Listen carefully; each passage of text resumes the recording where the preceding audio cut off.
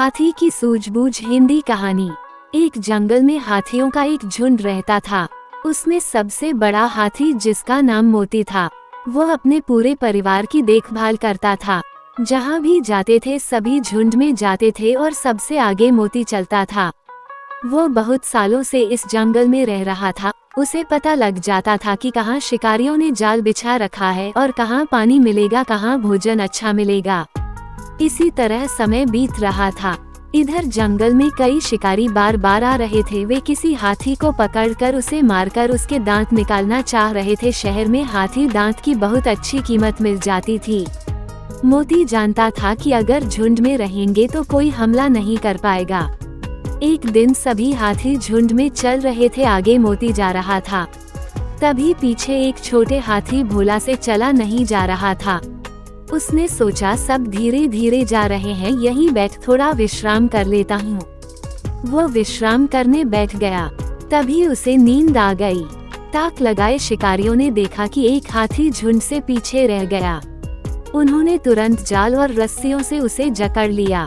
शिकारी उसे जल्दी से रस्सियों के सहारे गाड़ी पर चढ़ाने लगे। इधर जब हाथियों का झुंड आगे बढ़ रहा था, वे चलते चलते एक नदी के किनारे पहुंचे तो मोती ने सबको दूर से देखा। एक हाथी कम था। भोला को न पाकर सभी हाथी इधर उधर उसे ढूंढने लगे।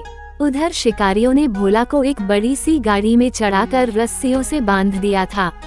सभी हाथी भोला को इधर उधर ढूंढ रहे थे। तभी उन्हें गाड़ी में भोला दिखाई दिया। हाथियों ने जोर जोर से आवाज देकर सभी को इकट्ठा कर लिया। पूरा झुंड एक जगह इकट्ठा हो गया। तभी मोती ने हाथियों से कहा, ऐसे हम गाड़ी पर हमला नहीं कर सकते, शिकारी गोली चला देंगे। हमें चालाकी से काम लेना होगा। तुम सब हाथी इधर उधर जंगल में छिप जाओ, जब मैं कहूँ बाहर आ जाना। मोती ने सबको छिपा दिया। इधर शिकारी गाड़ी लेकर चलने की तैयारी कर रहे थे। कुछ दूर जाने पर शिकारियों ने देखा एक हाथी, जिसके लंबे लंबे दांत थे, सड़क के किनारे लेटा हुआ है और उसकी आंखें बंद थी। शिकारियों ने समझा कि वो मर गया है। शिकारियों ने आपस में बात की और फैसला किया कि इस हाथी के दांत निकाल लेते हैं, दुगना मुनाफा होगा। बाद में इस हाथी को ले जाएंगे। सारे शिकारी जैसे ही मोती तरफ बढ़े, पीछे से मौका देखकर सारे हाथियों ने गाड़ी को घेर लिया। इधर शिकारियों के पास आते ही मोती तेजी से उठकर खड़ा हो गया। शिकारियों के हथियार गाड़ी में थे, जिसे हाथियों ने घेर लिया था। ये सब देखकर शिकारी डर गए। मोती उनकी ओर बढ़ रहा था। तभी उनमें से दो शिकारी भाग कर गए और उन्होंने रस्सियों को खोलकर भोला को नीचे उतार दिया। उसके बाद मोती ने एक शिकारी को अपनी सूंड में उठा लिया और लेकर चल दिए।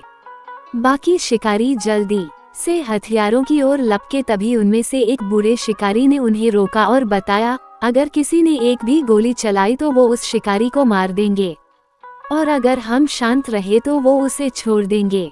कुछ देर में हाथियों का झुंड आंखों से ओझल हो गया। थोड़ी देर में वो शिकारी, जिसे मोती अपनी सूंड में उठा कर ले गया था, वापस आ गया। तभी बूढ़ा शिकारी बोला, आगे से इस जंगल में मत आना, इन हाथियों ने हमें पहचान लिया है। वैसे भी ये सब एक साथ रहते हैं, हमें कोई और जंगल ढूंढना होगा। इधर मोती ने सबको समझाया कि अगर किसी से चला नहीं जा रहा तो उसे अपने आगे वाले को बताकर बैठना चाहिए, जिससे पूरा झुंड वहीं रुक जाए। मोती की बात सुनकर सभी ने हाँ में सर हिलाया और फिर पानी पीने नदी किनारे चल दिए।